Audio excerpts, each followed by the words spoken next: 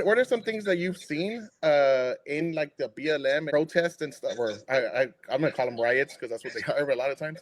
What are some Sometimes, things that yeah. yeah, what are some things that you've seen in your time being a medic and being involved in those kind of things?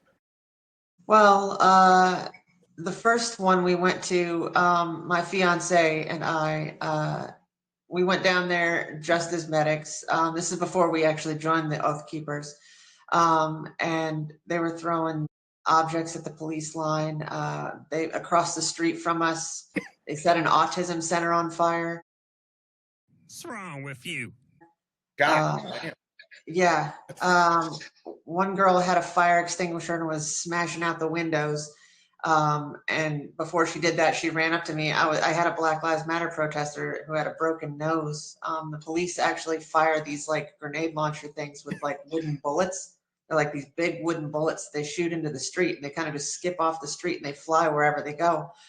And there's this 16-year-old girl that had her face smashed by one of these things.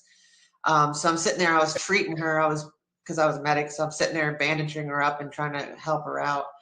And this girl, this Black Lives Matter rider, comes up and sprays me in the face with a fire extinguisher.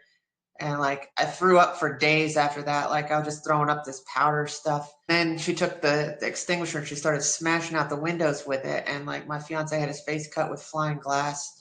They were throwing fireworks at the cops. I mean, sometimes it's crazy.